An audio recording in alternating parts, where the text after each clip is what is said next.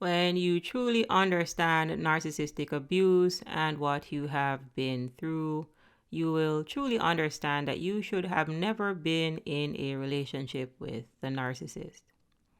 This is because you really are polar opposites. If the narcissist is night, well, you are day. And what you believed was a mutually beneficial relationship really was not, because what it really was an abuse cycle. And this abuse cycle starts off with idealization or love bombing, and understand that there is no love if there is abuse. You'll find abuse in the third dimension. And love is a high vibration emotion. You'll find love all the way up there in the 500s. So idealization or love bombing is one of the many manipulation tactics that pathological narcissists use to get their victims to drop their guard so that they can come in later and abuse them. You should have never been in the same vicinity as this narcissistic individual. Now, today's video was inspired by a comment left right here on the channel, and Zoe writes, the reason why vampires can't walk out into the sunlight of the day and have to come out at night is symbolic of the light of truth shining through the darkness of lies. The narcissist's ego, false self, or mask is a deception that they need others to validate. But if the truth ever came to light, then nobody would validate the mask, and they would have a narcissistic collapse, a mental breakdown which can literally kill them, just like how a vampire explodes in daylight. So in today's video, I want to give you a quick overview of what is the narcissistic collapse. A narcissistic collapse is a psychological phenomenon characterized by a sudden and severe breakdown of a narcissist's inflated sense of self and identity. It occurs when the narcissist's grandiose self-image is shattered, often as a result of significant and sustained narcissistic injuries or failures that challenge their idealized view of themselves. Here are some features of a narcissistic collapse. So number one, a loss of self-esteem. The narcissist experiences a profound and acute decline in self-esteem and self-worth. Their inflated sense of superiority and entitlement crumbles, leading to feelings of shame, worthlessness, and inadequacy. Number two, an identity crisis. The collapse may trigger an existential crisis, during which the narcissist questions their identity, purpose, and place in the world. They may struggle to reconcile their idealized self-image with the harsh reality of their limitations and failures. Number three, emotional turmoil. Narcissistic collapse is often accompanied by intense emotional distress, including feelings of despair, rage, depression, and anxiety. The narcissist may struggle to cope with overwhelming emotions and may resort to maladaptive coping mechanisms such as substance abuse or self-harm.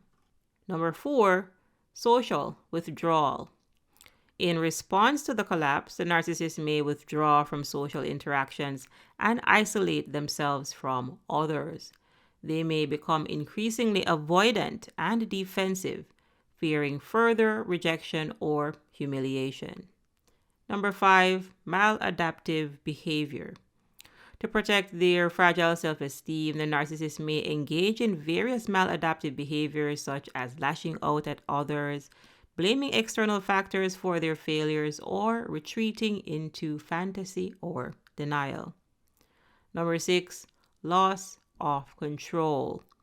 Narcissistic collapse often involves a loss of control over one's emotions, thoughts, and behaviors. The narcissist may struggle to regulate their impulses and may exhibit erratic or self-destructive behavior.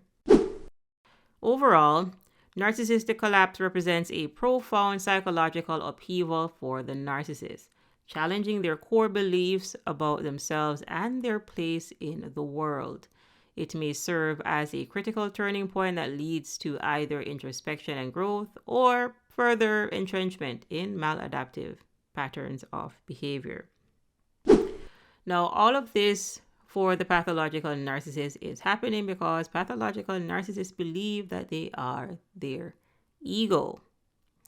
And understand that we are not our ego. We have a ego, but we are not the ego itself. We are spiritual beings having a human experience.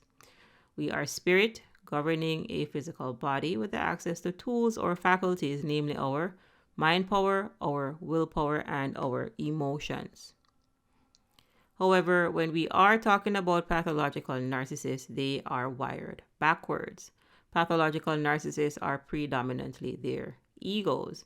This is because they abandon their spirit, they abandon their true selves, that true inner guiding light in childhood. Instead, they identified with their ego, they identified with the mask, they identified with the false self. So today, when we are talking about pathological narcissists, you are dealing with someone that is predominantly their ego. So they are, let's say, 95% ego and 5% spirit, when they should be 95% spirit and 5% ego. So this is why they often have narcissistic injuries. And a narcissistic injury is when a pathological narcissist perceives a threat, whether real or imagined, that goes against the grandiose false self, that goes against the ego, that goes against the mask. And this is because in their deluded mind, they believe that they are the masks that they wear. So understand that Jim Carrey, that plays Stanley Ipkiss in The Mask, believes that he is the green mask. They do not truly want to take the mask off because they don't want you to see what is behind the mask. So they hold on to the mask for dear life. So what happens is, if a narcissist gets too many narcissistic injuries, or if there are not enough people to boost up their ego, to boost up the false self, then they can have a narcissistic collapse, where they essentially get into a catatonic state because there is no one there to validate the false self. There is no one there to boost the ego. A narcissistic collapse is the outcome of building one's house on sand. That is what the ego is. It is a false self. So understand that narcissists believe that they are their ego, and the ego is a mind-made construct. So if someone believes that they are the ego, then they believe that they are the mind. And if someone believes that they are their mind, then they are losing their minds. And when we are talking about pathological narcissists, well, they are losing their minds because this is a type of insanity. You're not the ego. They're also losing control of their emotions because they're based in shame and they're unable to move past their pride. So they also have emotional arrested development. And when it comes to the will, well, they have an impaired will. This is why the entire personality is disordered. The entire psyche is disordered. The entire soul is dark. And again, all of this stems from the core of this, where they abandon their true selves, their true inner guiding light, that true spirit since childhood. So you are dealing with someone that is dissociating the longer they walk around here on planet Earth, because narcissistic personality disorder, that which you may find in the cluster B of personality disorders, is regressive. And this is because they are identifying with their ego, and the ego is a mind-made construct. It is made up.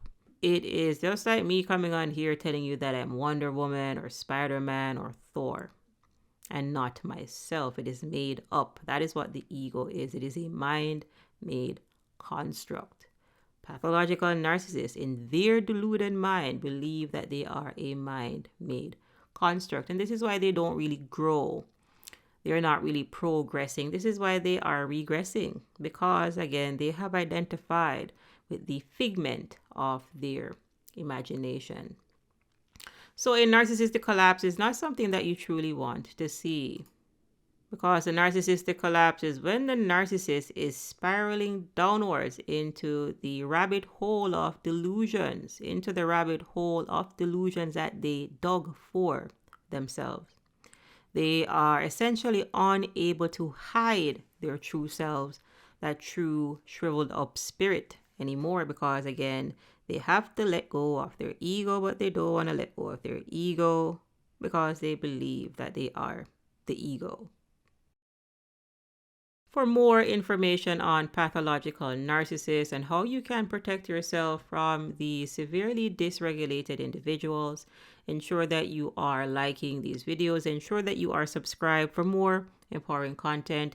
If you have any questions or feedback, go ahead and leave that in the comment section. Chica is the name. Thanks for watching. Thanks for listening, and I'll see you in the next video.